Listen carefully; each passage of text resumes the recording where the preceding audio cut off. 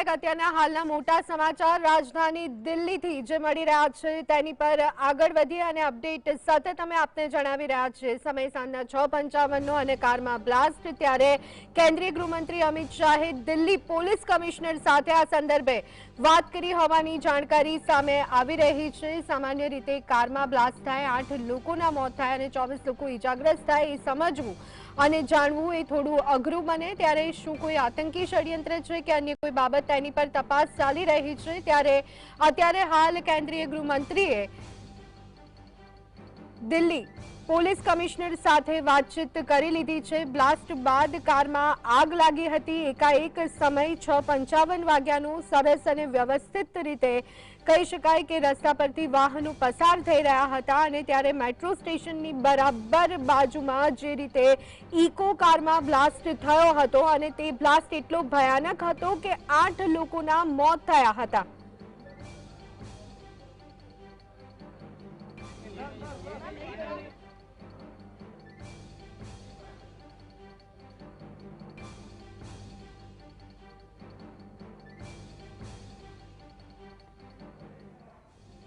તો એકાએક જે રીતે કારમાં બ્લાસ્ટ થયો હતો અને ત્યાર પછી તે બ્લાસ્ટ એટલો ભયાનક હતો કે ત્યાર પછી અન્ય 3 કારમાં પણ આગ લાગી હતી।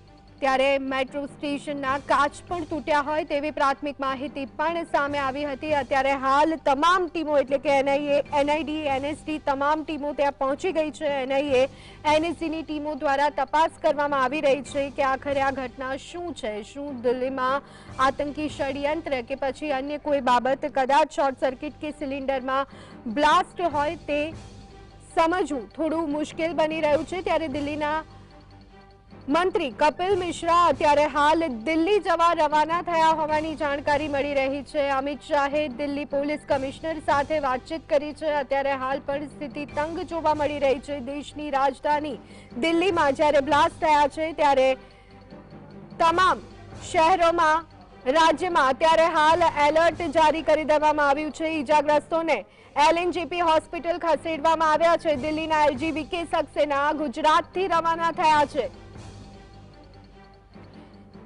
તો એફએસએલની ટીમ પણ અત્યારે હાલ ત્યાં ઘટના સ્થળે પહોંચી રહી છે। તમામ તપાસ કરવામાં આવી રહી છે। એનઆઈડી, એનએસડી બધા ત્યાં પહોંચી ગયા છે। એનઆઈએ, એનએસડીની ટીમ પહોંચી રહી છે। તો અમિત શાહે દિલ્હી પોલીસ કમિશનર સાથે વાતચીત કરી છે। દિલ્હીના એલજી વીકે સક્સેના ગુજરાતથી દિલ્હી જવા માટે રવાના થયા છે। સામાન્ય રીતે સાંજનો સમય અને દેશની રાજધાની દિલ્હીમાં બધું જ સુવ્યવસ્થિત રીતે ચાલી રહ્યું હતું અને એકાએક 6:55 વાગ્યાના સુમારે કહેવાય રહ્યું છે કે ઇકો કારમાં બ્લાસ્ટ થયો હતો। आज करीब 6:52 पे एक यहाँ पे रेड लाइट पे एक स्लो मूविंग व्हीकल जो रेड लाइट की तरफ आके रुका था, उसमें एक ये एक्सप्लोजन हुआ है। उस वक्त गाड़ी के अंदर जो पैसेंजर्स उसके अंदर ही थे और इस एक्सप्लोजन से जो है आसपास की गाड़ियों में भी क्षति हुई। जैसे ही इसकी खबर मिली, हम सारी एजेंसी जो है Delhi police, FSL, NIA, NSG, उनकी टीम्स यहाँ पे आ चुकी हैं और हालात का जायजा भी ले रही है। हर तरीके से इस जो है एक्सप्लोजन के बारे में जांच की जा रही है और जल्दी ही इसका आकलन करके इसका जो भी रिजल्ट निकलेगा वो आपको बताया जाएगा। इस इंसिडेंट में कुछ लोग को इंजरीज भी आई हैं और कुछ लोगों की डेथ भी हुई है। तो वो अभी हालात का जायजा लिया जा रहा है और एग्जैक्ट फिगर्स जो हैं आपको कुछ ही देर में बता दी जाएंगी और सिचुएशन को रेगुलरली मॉनिटर किया जा रहा है। और गृह मंत्री जी भी जो है उनसे रेगुलरली उनका फ़ोन भी आया था, उनको रेगुलरली ब्रीफ किया जा रहा है और उनको टाइम टू टाइम पूरी सूचना दी जा रही है और आगे जैसे भी हालात होंगे, जो भी नतीजा निकलेगा आपको बताया जाएगा। अभी इसको आकलन किया जा रहा है।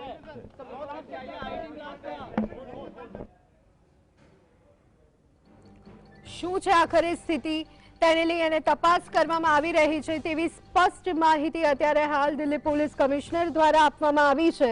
સ્થિતિ પર તમામની નજર છે। જે રીતે દિલ્હીની વાત કરીએ, અલગ અલગ વિસ્તારમાંથી છેલ્લા ઘણા દિવસથી આરડીએક્સ પકડાઈ રહ્યા હતા અને જ્યારે આજે આટલો મોટો બ્લાસ્ટ જ્યારે થયો છે કારમાં, ત્યારે શું આ કોઈ આતંકી ષડયંત્ર છે કે પછી અન્ય કોઈ બાબત તેને લઈ અને તપાસ તેજ કરી દેવામાં આવી છે। દિલ્હીમાં બનેલી આ ઘટનાને લઈ યુપી, મુંબઈ, બેંગ્લોર અને અમદાવાદમાં પણ હાઈ એલર્ટ જારી કરવામાં આવ્યું છે। દિલ્હીમાં બ્લાસ્ટ બાદ ગુજરાતમાં પણ હાઈ એલર્ટ। અમદાવાદની જો વાત કરવામાં આવે તો તાજેતરમાં 3 આતંકી પ્રવૃત્તિઓ સાથે સંકળાયેલા શખ્સોને પણ ઝડપી પાડવામાં આવ્યા હતા। અલગ અલગ વિસ્તારોની રેકી તેઓએ કરી હોય તેવી બાબત પણ સામે આવી હતી અને ત્યારબાદ હવે દિલ્હીની આ ઘટના જ્યારે સામે આવી રહી છે ત્યારે અનેક તર્ક વિતર્ક સર્જાઈ રહ્યા છે। અમદાવાદના અલગ અલગ સ્થળોએ પણ અત્યારે હાલ હાઈ એલર્ટ જોવા મળી રહ્યું છે। તો આજ અંગે વધુ વિગત સાથે અમારા સંવાદદાતા જતીન અમારી સાથે જોડાઈ ગયા છે। જતીન, દિલ્હીમાં સાંજનો 6:55નો સમય એકાએક ઇકો કારમાં બ્લાસ્ટ થાય છે। એ આગ 3 ગાડીઓમાં ફેલાય છે અને હવે સ્થિતિ એવી છે કે અમદાવાદ, ગુજરાતમાં પણ એલર્ટ જારી કરી દેવામાં આવ્યું છે અને દેશના અનેક શહેરો અને રાજ્યોમાં શું વિગતો સામે આવી રહી છે? બિલકુલ ધ્વની, દિલ્હીમાં થયેલા બ્લાસ્ટને લઈ અમદાવાદના, ગુજરાતના કેટલાક શહેરોમાં એલર્ટ જે છે તે આપી દેવામાં આવ્યું છે। અમદાવાદમાં એલર્ટ જે છે તે આપી દેવામાં આવ્યું છે, સાથે ગુજરાતના સુરત, વડોદરા, ભાવનગર સહિત અનેક વિસ્તારોમાં એલર્ટ જે છે તે આપી દેવામાં આવ્યું છે। મહત્વની વાત છે કે અમદાવાદમાં જે લોકો મોડી રાત્રે ફરવા જતા હોય છે, જેવા કે રિવરફ્રન્ટ, કાંકરિયા સહિત અનેક એવી જગ્યાઓ છે અમદાવાદમાં જ્યાં મોટી સંખ્યામાં લોકો રાત્રે જે છે તે બેસતા હોય છે। ત્યારે મહત્વની વાત એ રહેશે કે રાત્રિના સમય દરમિયાન જે લોકો મોટી સંખ્યામાં ભેગા થતા હોય તો તે ન થવું જોઈએ। સમગ્ર ગુજરાત અને ગુજરાતના કેટલાક મોટા શહેરોની અંદર કહી શકાય કે પોલીસ કમિશનર દ્વારા તેમજ ડીજીપી દ્વારા સ્પષ્ટ સૂચનો જે છે તે કરી દેવામાં આવે છે કે કોઈ પણ પ્રકારની ગેરરીતિતા લોકો દેખાય તો તેની પણ જાણ કરવી। એટલે કહી શકાય કે જે પ્રમાણે દિલ્હીમાં થયેલી ઘટનાને લઈ સમગ્ર ગુજરાતમાં આ હાઈ એલર્ટ જે છે તે આપી દેવામાં આવ્યું છે। ગુજરાતની તમામ એજન્સીઓ, ક્રાઇમ બ્રાન્ચ હોય, એસઓજી હોય કે પછી એટીએસ હોય, તમામ અધિકારીઓને કામે લાગવા માટે સ્પષ્ટ સૂચન જે છે તે આપી દેવામાં આવ્યું છે અને રાજ્યની અંદર જો કોઈ પણ પ્રકારની અનિચ્છનીય પ્રવૃત્તિ ના થાય તે માટે એટીએસ જે છે તે કામગીરી કરતું હોય છે અને ગઈકાલે જ એટીએસ દ્વારા 3 જેટલા જે આતંકી જેની ધરપકડ જે છે તે કરી દેવામાં આવી છે। મહત્વની વાત એ રહેશે કે ગુજરાતમાં પણ તે પ્રકારની મોટી ઘટના બનતી, પરંતુ તેને સાચવી લેવા માટે તે ઘટના ન બને તે માટે એટીએસ એક્ટિવ થયું અને એટીએસે 3 જેટલા આરોપીની ધરપકડ કરી હતી। હાલ દિલ્હીમાં જે બનાવ બન્યો, દિલ્હીનો ધમાકો જે થયો તે ગુજરાતમાં ન થાય, ગુજરાતમાં અનેક શહેરોમાં પણ ટાર્ગેટ હોવાની વાત પણ સામે હતી। જે આતંકીઓ પકડાયા હતા તેઓએ કહ્યું હતું કે ગુજરાતમાં કોઈ પણ પ્રકારનો બનાવ જે છે તે બનાવતા, પરંતુ એટીએસે સતર્કતા જાળવી અને તમામ જે આરોપીઓ જે હતા, જે આતંકવાદીઓ હતા તેની ધરપકડ કરી દીધી। એટલે કહી શકાય કે જે પ્રમાણે એટીએસ સતર્ક થયું, ગુજરાતમાં પણ હાઈ એલર્ટ આપી દેવામાં આવ્યું છે। તમે ખાસ કરીને અમદાવાદ, સુરત, વડોદરા જે તમામ લોકોએ પોલીસ કમિશનર દ્વારા જે હાઈ એલર્ટ જે છે તે આપી દેવામાં આવ્યું છે। કહી શકાય કે જે પણ ઘટના બની દિલ્હીની ઘટનાના પડઘા ગુજરાતમાં પણ પડી રહ્યા છે। ગુજરાતમાં આવી કોઈ ઘટના ના થાય તેના માટે તમામ એજન્સીઓ જે છે તે હાલ કામે લાગી છે। જી બિલકુલ જતીન, ગઈકાલે જે સમાચાર સામે આવ્યા હતા કે 3 જેટલા વ્યક્તિઓ કે જે આતંકી પ્રવૃત્તિ સાથે સંકળાયેલા છે તેમને અડાલજથી ઝડપી પાડવામાં આવ્યા છે। તપાસ ચાલુ છે, પરંતુ એક માહિતી એ પણ સામે આવી હતી કે અલગ અલગ જગ્યાઓએ તેઓએ રેકી કરી છે। દિલ્હીમાં પણ અલગ અલગ જગ્યાએથી છેલ્લા ઘણા દિવસોથી આરડીએક્સનો જથ્થો મળી રહ્યો હતો, ત્યારે હવે ગુજરાત માટે કેટલી ગંભીર સ્થિતિ પોલીસની દ્રષ્ટિએ અને તે દિશામાં કઈ રીતની કામગીરી થઈ રહી છે? બિલકુલથી સમગ્ર ભારતમાં ગુજરાત એપી હબ રહેલું છે। ગુજરાતમાં જો સમગ્ર ભારતમાં જો કંઈ કરવું હોય તો ગુજરાતમાં સૌપ્રથમ વખત કરવામાં આવતું હોય છે। ગુજરાતમાં જો કોઈ પણ ઘટના બને તો સમગ્ર ભારતમાં તેની નોંધ લેવાતી હોય છે। કહી શકાય કે એટીએસે મોટી કામગીરી કરી અને જેટલા 3 આતંકવાદી પકડી પાડ્યા તેનાથી ક્યાંક ને ક્યાંક એ કહી શકાય જો આતંકી ના પકડાયા હોત તો આજે ગુજરાતમાં 3 થી 4 જગ્યાએ બ્લાસ્ટ થાય તેવું પણ કહી શકાય। જે આતંકીઓ પકડાયા હતા તે આતંકીઓ ક્યાંક ને ક્યાંક કેમિકલ સાથે પણ પકડાયા હતા, ક્યાંક વેપન સાથે પણ પકડાયા હતા। એટલે કહી શકાય કે એપીએસની કામગીરીને બિરદાવવી જોઈએ, એટીએસની કામગીરીને બિરદાવવી જોઈએ। જો કામગીરી ન થઈ હોત તો જો આજે દિલ્હીમાં બનાવ બન્યો તે આજે અમદાવાદમાં બન્યો હોત, સુરતમાં બન્યો હોત, વડોદરામાં બન્યો હોત। એટલે એટીએસની કામગીરી ખૂબ સારી હતી, જેના કારણે થઈ આ 3 આતંકવાદીઓ પકડાયા। જો આતંકી ના પકડાયા હોત તો હજુ આ બનાવ જો દિલ્હીમાં બન્યો તે ગુજરાતમાં પણ બનતો। કહી શકાય કે સૌથી મોટી ઘટના પોલીસ માટે એ છે કે તેઓ આજે આખી રાત્રે ગુજરાતમાં તેમજ અમદાવાદના અને ગુજરાતના કેટલાક મોટા શહેરોની અંદર એલર્ટ આપવામાં આવ્યું છે, હાઈ એલર્ટ આપવામાં આવ્યું છે। શંકાસ્પદ વ્યક્તિ દેખવામાં આવે તો પોલીસ તેનું જે કહી શકાય કે ચેકિંગ જે છે તે કરતી હોય છે ને અમદાવાદના કેટલા એવા મોટા સ્થળો છે ત્યાં મોટી સંખ્યામાં લોકો ફરતા હોય છે, તેને પણ લોકો રાત્રિના સમયે જે અમદાવાદમાં ફરવા નીકળતા હોય છે, ખાધા જમ્યા પછી પણ આટો નીકળતા તે આજે ન નીકળે। કારણ કે જે પ્રમાણે દિલ્હીમાં બનાવ બન્યો છે તે પ્રમાણે ગુજરાતમાં તેમજ અમદાવાદ, સુરત, વડોદરામાં પણ બનવાની ઘટના સામે આવી શકે છે, જેને લઈ તમામ પોલીસ દ્વારા એલર્ટ આપી દેવામાં આવ્યું છે। પોલીસો તેની કામગીરી કરી જ રહી છે, પરંતુ લોકો સાવચેતી રાખવાની જરૂર છે।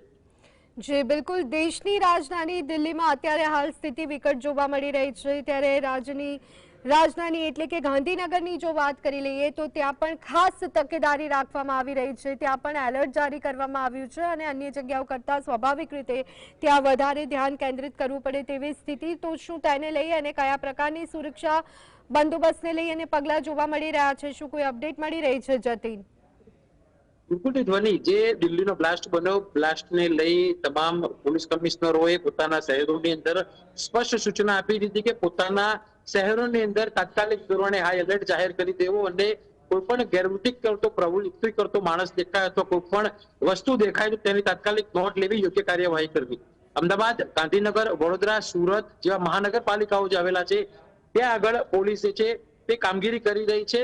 કહી શકાય કે જે પ્રમાણે આતંકી ધમકીઓ મળતી હતી, ત્રણ આતંકી ધરપકડ જે કરવામાં આવી હતી તેને લઈને ક્યાંક ને ક્યાંક એલર્ટ જોવા મળ્યું હતું. સ્પષ્ટ વાત એ છે કે આતંકી ધરપકડ જો કરવામાં ના આવી હોત તો આજે ગાંધીનગરમાં, અમદાવાદમાં કે કોઈ મોટી જગ્યાએ બ્લાસ્ટ થતો. એટલે સ્પષ્ટપણે કહેવું છે કે જે પ્રમાણે આતંકીની ધરપકડ કરવામાં આવી છે તેને લઈને સમગ્ર ગુજરાતની અંદર હાઈ એલર્ટ જે છે તે જોવા મળી રહ્યું છે. અમદાવાદમાં પણ હોટલો હોય તો ત્યાં આગળ ચેકિંગ શરૂ કરી દીધું છે. અમદાવાદમાં એશિયાની સૌથી મોટી હોસ્પિટલ, સિવિલ હોસ્પિટલ આવેલી છે, ત્યાં કોઈ શંકાસ્પદ માણસ અથવા તો કોઈ શંકાસ્પદ બેગ જોવા નથી મળી રહી. તેની ઉપર પોલીસ દ્વારા ચેકિંગ જે શરૂ કરી દેવામાં આવ્યું છે. ગુજરાત રાજસ્થાન બોર્ડર જે આવેલી છે ત્યાં આગળ પણ પોલીસ દ્વારા ચેકિંગ કરવામાં આવ્યું છે. સમગ્ર ગુજરાતમાં હાઈ એલર્ટ કરી દેવામાં આવ્યું છે, જેમાં મુખ્ય શહેરો જે અમદાવાદ, ગાંધીનગર, વડોદરા, સુરત સહિતના શહેરો છે ત્યાં આગળ પણ પોલીસનું ચેકિંગ જે છે તે જોવા મળી રહ્યું છે.